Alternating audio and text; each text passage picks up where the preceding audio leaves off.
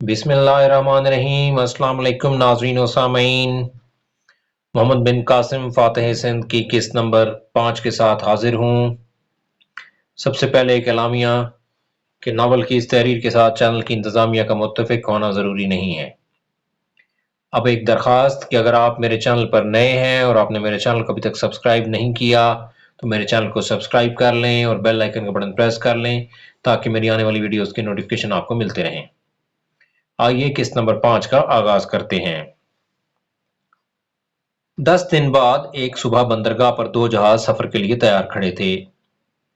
ایک جہاز پر زبیر یتیم بچوں اور بیواؤں کو لیے جا رہا تھا اور دوسرے جہاز پر دلیپ سنگھ راجہ کی طرف سے حجاج بن یوسف اور خلیفہ ولید کے لیے ہاتھی، سونا، چاندی اور ہیروں کے تحائف لے کر جا رہا تھا۔ ہاتھی تعداد میں 10 تھے۔ راجہ اور ولی عہد زبیر اور اس کے ساتھیوں کو رخصت کرنے کے لیے بندرگاہ تک آئے۔ راجہ بیواؤں اور یتیم بچوں میں سے ہر ایک کو گراں قدر تحائف دے چکا تھا۔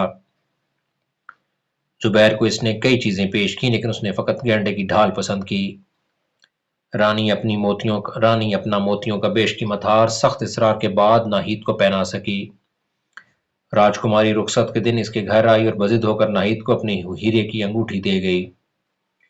بندرگاہ پر جہاز میں سوار ہونے سے پہلے راجکمار نے آبدیدہ ہو کر خالد کو گلے لگا لی اور اپنی موتیوں کی مالا اتار کر اس کے گلے میں ڈال دی۔ جہازوں کے بعد بان کھولے گئے اور ہوا کے جھونکے جہازوں کو دھکیلنے لگے۔ شہر کے لوگوں نے اپنے مہمانوں کو آنسو اور آہوں کے ساتھ الوداع کہا۔ عورتوں کے لیے جہاز کے اندر ایک کشادہ کمرے کے علاوہ بالائی تختہ کے ایک حصے پر بھی چلمنے ڈال کر پردے کا انتظام کیا گیا تھا۔ خالد ادھر ادھر گھوم پھر کر ملاحوں کے کام میں دلچسپی لے رہا تھا۔ ناہید علی کے ساتھ تختہ جہاز پر کھڑی ناریل کے ان بلند قامت اور سرسبز درختوں کو دیکھ رہی تھی جن کی چھاؤں میں اس نے زندگی کے بہترین دن گزارے تھے۔ صبح شام میں تبدیل ہو گئی اور سرندیپ کا ساحل افق پر ایک ہلکی سی سرسبز لکیر نظر آنے لگا۔ آہستہ آہستہ یہ لکیر بھی شام کے دھندلکے میں چھپ گئی۔ وہ آنسو جو دیر سے ناہید کی آنکھوں میں جمع ہو رہے تھے ٹپک پڑے۔ علی بھی اپنا آبائی وطن چھوڑنے پر قدرے ملول تھا، لیکن اس کے دل میں خالد اور ناہید کے ساتھ جانے کی خوشی اس سے کہیں زیادہ تھی۔ رات کے وقت مطلع صاف تھا، بچے اور عورتیں عرشے پر کھلی ہوا میں سو گئے۔ ناہید دیر تک آسمان پر چمکتے ہوئے ستاروں کو دیکھتی رہی۔ چلمن کی دوسری طرف خالد زبیر اور ملاحوں سے باتیں کر رہا تھا۔ ہاشم ایک 8 سال کا لڑکا ناہید کے قریب لیٹا ہوا تھا۔ اس کی ماں فوت ہو چکی تھی اور باپ ابوالحسن کے ساتھ لاپتہ ہو چکا تھا۔ ہاشم اٹھ کر بیٹھتے ہوئے تاریکی میں آنکھیں پھاڑ پھاڑ کر ادھر ادھر دیکھنے لگا۔ ناہید نے پوچھا، کیا ہے ہاشم؟ اس نے سوال کیا، علی کہاں ہے؟ وہ خالد کے ساتھ ملاحوں سے باتیں کر رہا ہے۔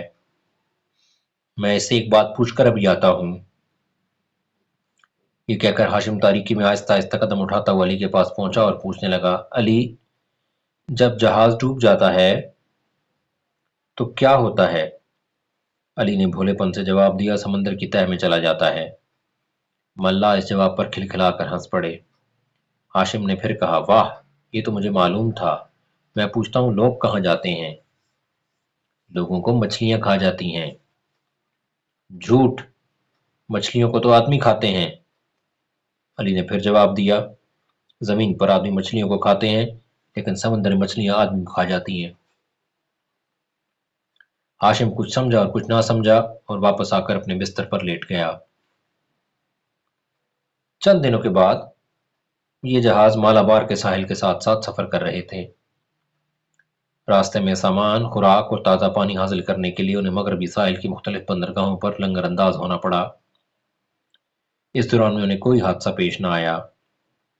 مالابار کی ایک بندرگاہ پر چند عرب تاجروں نے زبیر کا خیر مقدم کیا اور گزشتہ طویل سفر میں تھکے ہوئے مسافروں کو 4 دن کے لیے اپنے پاس ٹھہرا لیا۔ ان 4 دنوں میں سرندیپ کے راجہ کے گراں قدر تحائف کی خبر دور دور تک مشہور ہو چکی تھی۔ رخصت کے دن حاکم شہر بندرگاہ پر زبیر اور دلیپ سنگھ سے ملا اور اس نے انہیں راستے میں بحری ڈاکوؤں کے حملے کے خطرے کے پیش نظر ہوشیار رہنے کی تاکید کی۔ دلیپ سنگھ نے جواب دیا، آپ فکر نہ کریں، ہمارے جہاز پوری طرح مسلح ہیں۔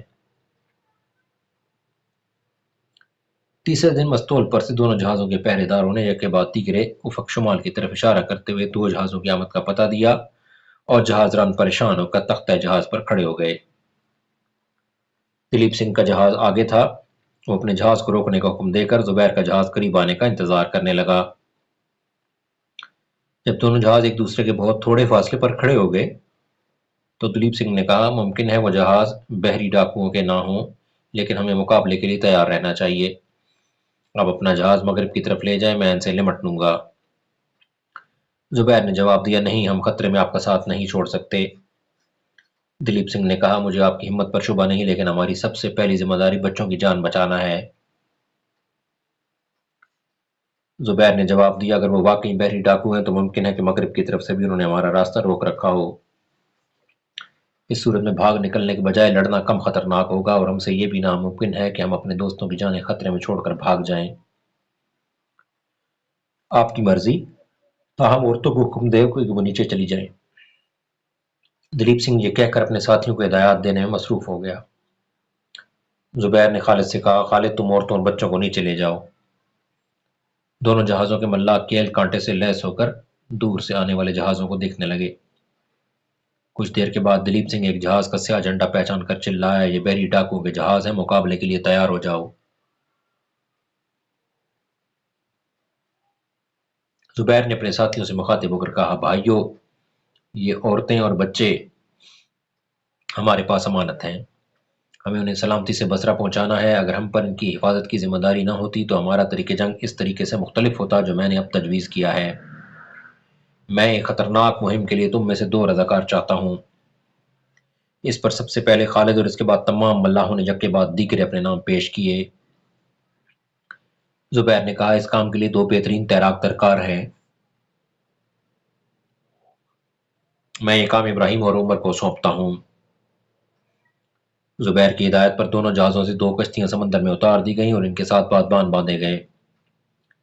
دلیپ سنگھ کے جہاز پر ہاتھیوں کے لیے خشک گھاس موجود تھی۔ ملاحوں نے اس کے چند گٹھے اتار کر کشتیوں پر لادے۔ ابراہیم اور عمر ہاتھوں میں جلتی ہوئی مشعلیں لے کر کشتیوں پر سوار ہو گئے۔ اس کے بعد زبیر اور اس کے ساتھی ترکش اور کمانیں سنبھال کر حملہ کے قریب آنے کا انتظار کرنے لگے۔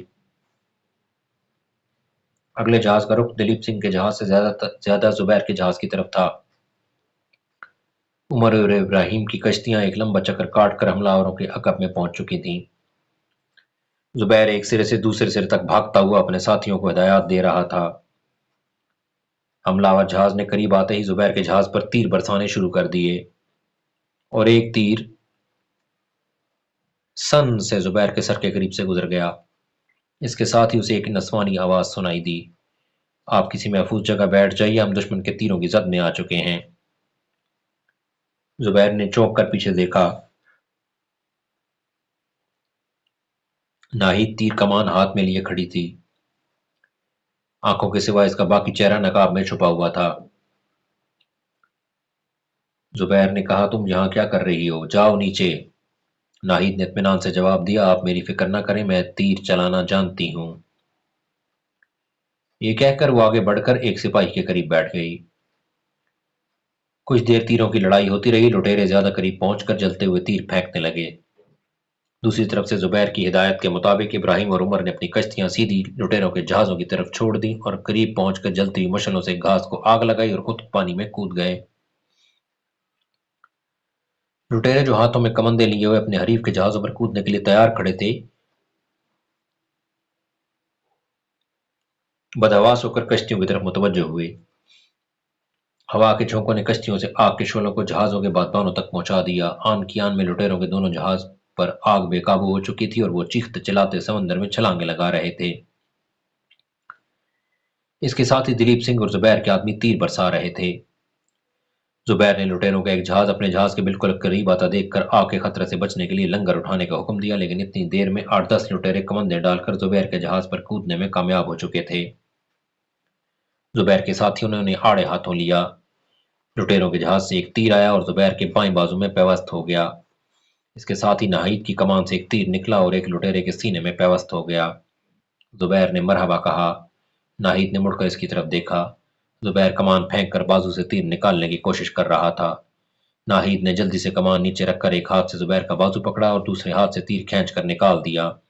تیر کے نکلتے ہی زبیر کے بازو سے خون کی دھار بہہ نکلی۔ ناہید نے اس کی قمیض کی آستین اوپر چڑھائی اور جھٹ سے اپنے چہرے کا نقاب اتار کر زخم پر باندھ دیا۔ زبیر کا جہاز کمندوں کی زد سے نکل چکا تھا اور جلتے ہوئے جہاز کے رہے سہے ملاح مایوس ہو کر پانی میں چھلانگیں لگا رہے تھے۔ زبیر نے دوبارہ کمان اٹھاتے ہوئے کہا، ناہید اب تم عورتوں کے پاس جاؤ اور انہیں تسلی دو کہ ہم خدا کے فضل سے فتح حاصل کر چکے ہیں۔ ناہید نے چلتے چلتے رک کر پوچھا، آپ کو تکلیف تو نہیں؟ نہیں، یہ بہت معمولی زخم ہے، تم میری فکر نہ کرو۔ یہ کہتے ہوئے ایک لمحہ کے لیے زبیر کی نگاہیں غیر ارادی طور پر ناہید کے چہرے پر گڑ گئیں۔ سپاہیانہ وقار اس کے خد و خال کی دلکشی میں اضافہ کر رہا تھا۔ ناہید نے اچانک محسوس کیا کہ وہ بے نقاب ہے اور وہ تیزی سے قدم اٹھاتی ہوئی نیچے اتر کر عورتوں کے پاس چلی گئی۔ جلتے ہوئے جہاز سے چند آدمی اتر کر ایک کشتی پر سوار ہوئے اور ایک آدمی جو ڈاکوؤں کا سردار معلوم ہوتا تھا سفید جھنڈا لہرانے لگا۔ زبیر نے تیر اندازوں کو ہاتھ کے اشارے سے منع کیا۔ عمر اور ابراہیم اپنا کام کر کے جہاز کے قریب پہنچ چکے تھے۔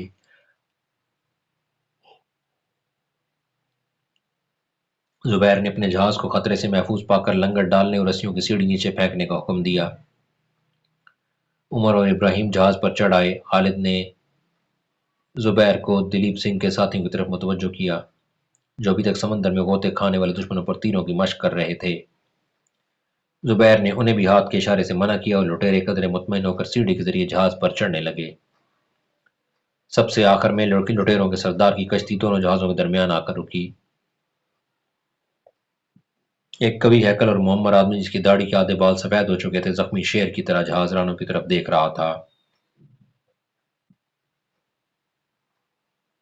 اس کشتی میں زبیر کی نظر ایک نوجوان اور ایک لڑکی پر پڑی۔ دونوں شکل و صورت اور لباس کے اعتبار سے لٹیروں سے بالکل مختلف تھے۔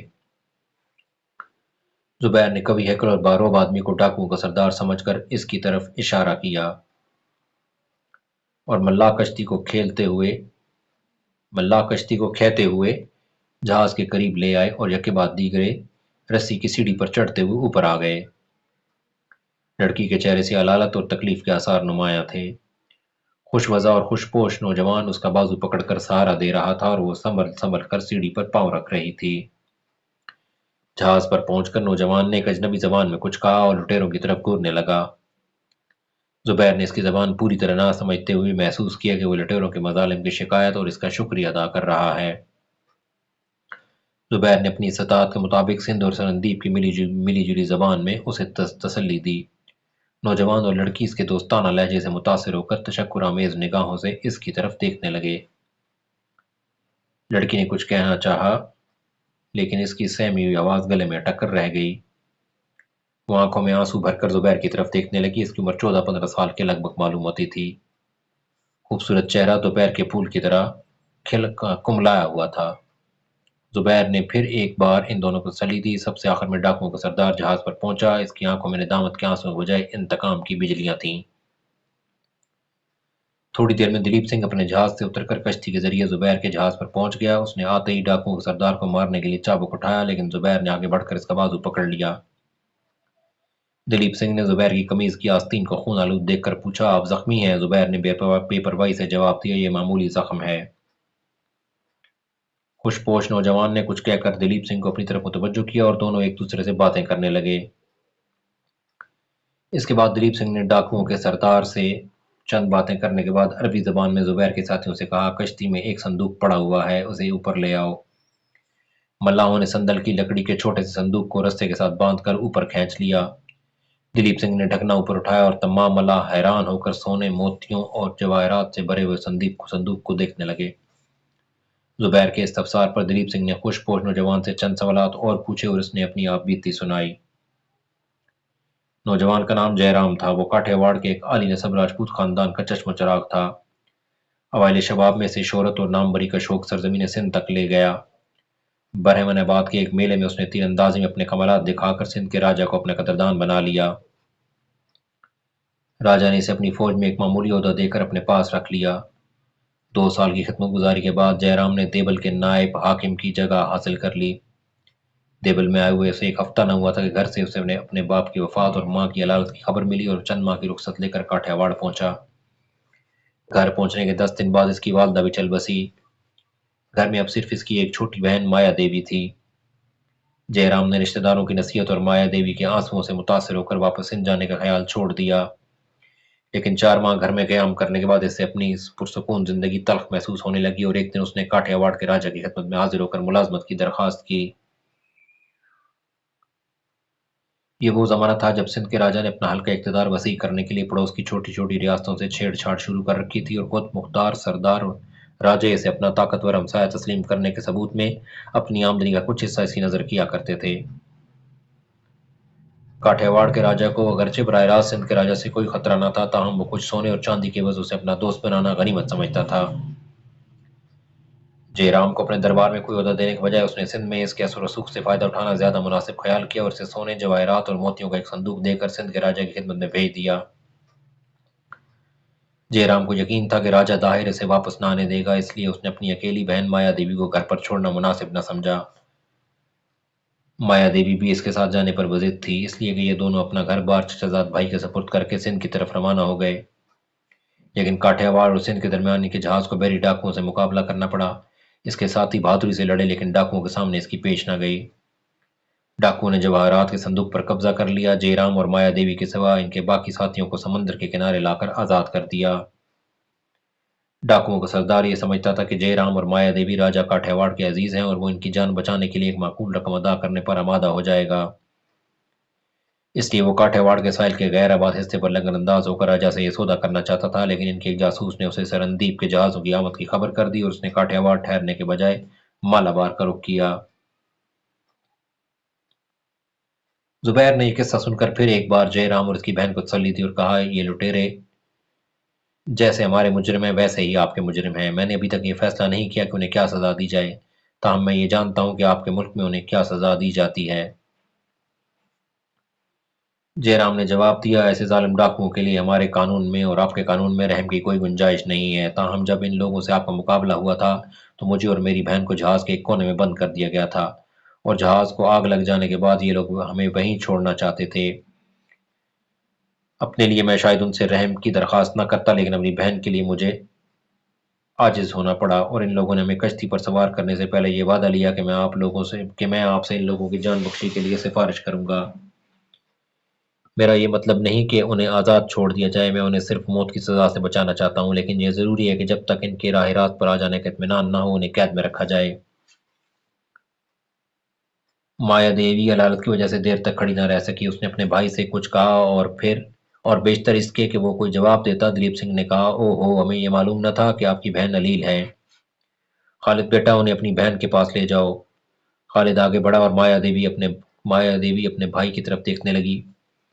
जयराम ने दिलीप सिंह से पूछा, इस जहाज पर औरतें भी हैं? जी हाँ, आपकी बहन को किसी किस्म की तकलीफ ना होगी। हाँ बेटी, जाओ, तुम आराम तुम आराम करो।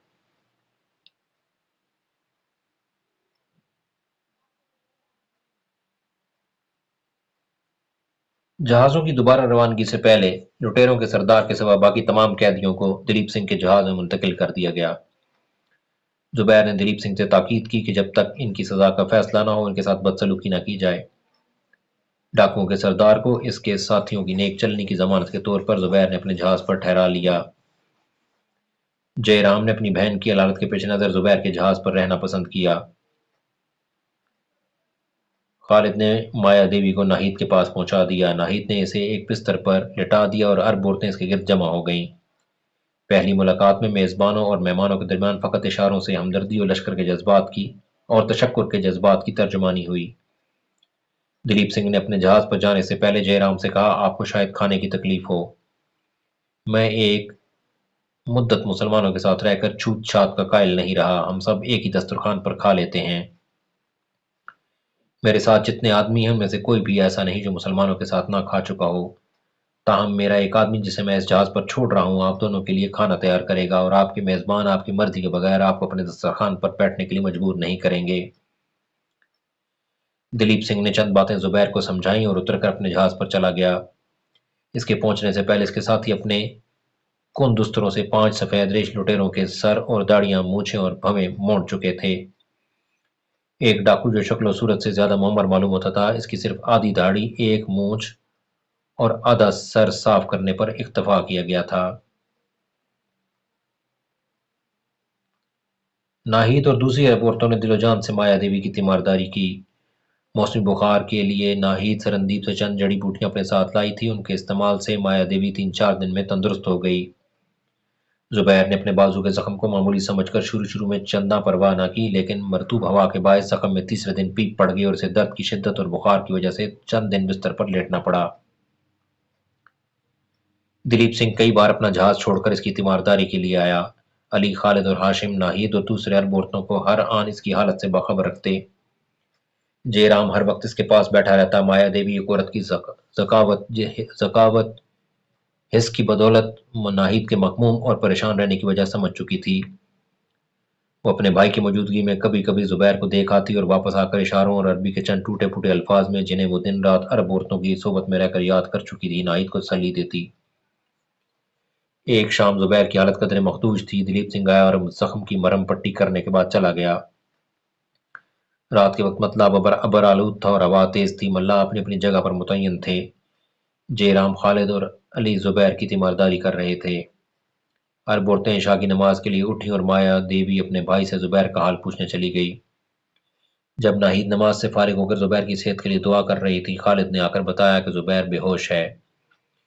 ایک عمر رسیدہ عورت نے کہا، ہمارے تمام آدمی آندھی کی وجہ سے جہاز پر مصروف ہیں، ہمیں ان کے پاس ضرور جانا چاہیے۔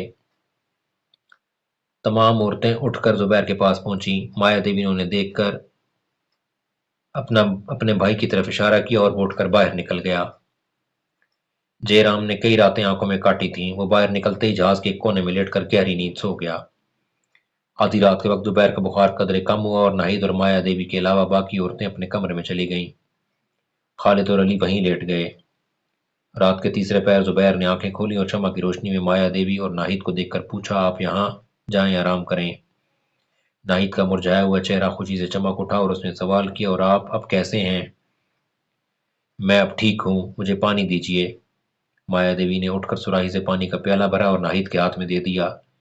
ناہید نے ہچکچاتے ہوئے ایک ہاتھ سے زبیر کے سر کو سہارا دے کر اٹھایا اور دوسرے ہاتھ سے پانی کا پیالہ اس کے ہونٹوں سے لگا دیا۔ زبیر نے پانی پی کر پھر تکیے پر سر رکھ دیا اور ناہید سے کہا، ان کے بھائی نے میرے لیے بہت تکلیف اٹھائی، وہ اب کہاں ہیں؟ وہ باہر سو رہے ہیں، آپ ہی جا کر سوئیں، مجھے اب آرام ہے۔ دلیپ سنگھ کے نئے مرہم نے بہت فائدہ کیا ہے۔ سامعین و ناظرین، قسط نمبر 5 کا یہاں پہ اختتام کرتے ہیں۔